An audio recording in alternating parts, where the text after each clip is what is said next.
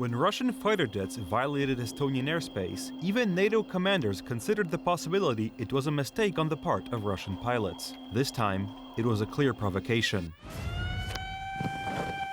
5 Russian fighter jets flew straight towards the NATO airspace border in the Baltic Sea, specifically the Latvian border. NATO fighter jets flew out to intercept the Russian intruders.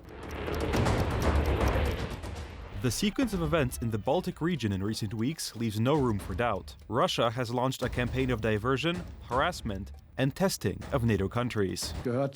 This is part of what we experience every day. We are not at war, but we are no longer at complete peace either. We are under attack, hybrid attacks in the form of PSYOP campaigns and even drone invasions. This is the reality we face and must deal with. Germany is monitoring the movements of the so-called Shadow Fleet in the Danish Straits. According to some analysts, the drones that sabotaged airports in Denmark in recent days were most likely launched from one of these vessels. How can Russia be stopped? There are 2 options. Diplomacy has not worked, as American politicians in particular have repeatedly mentioned in recent days. Donald Trump has made it clear that, instead of mediation, it is time to support Ukraine decisively. I've been watching the way what Russia's been doing.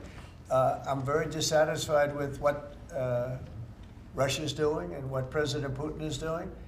I haven't liked it at all. He's killing people for no reason whatsoever. And they are doing very poorly, considering they have put it all out on the line. Their economy is going to hell. They're bombing the hell out of everything, and they're picking up a very little territory, if any. In fact, they're losing some territory. So I think it's been very bad for the reputation of Russia. The second option is sanctions, which the US is ready to impose immediately. However, NATO countries that buy oil and gas from Russia are standing in the way. The American sanctions would hit their allies in a perverse form of economic friendly fire. One such country is Turkey. I didn't say, okay, you stop, but I believe you. I believe you will stop it, yeah. You know why? Because you can buy from a lot of other people. Turkey is the only player that, while supporting NATO's actions, is ambiguous about the war in Ukraine. The Russians have been trying for years to win Erdogan over to their side. However, the Americans have an ace up their sleeve: military technology that Turkey wants to buy for its army.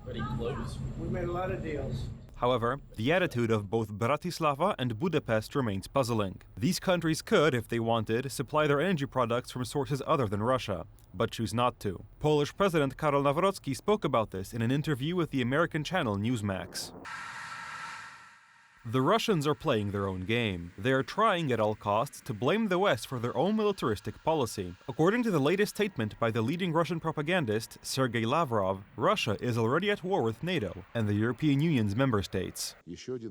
An example of neo-colonial ambitions is the crisis caused by the collective West in Ukraine, through which NATO and the European Union have already declared a real war on my country and are directly participating in it. NATO Secretary General Mark Rutte responded to the words of the Russian foreign minister. He pointed out that these words mean as much as usual when spoken by Lavrov. That is, not much. He's foreign minister of Russia, I think, since the birth of Jesus Christ. And since then, anything useful came out of his mouth. So let's not pay too much attention to Mr. Lavrov. However, the USA is responding to the accelerating changes in the geopolitical situation. Following the completion of an audit of arms expenditure and military support for the US Army stationed around the world, the Secretary of War, head of the Pentagon, has convened a meeting for next week with all senior American officers, numbering nearly 800 generals and admirals, who are to report to the Marine Corps base in Quantico.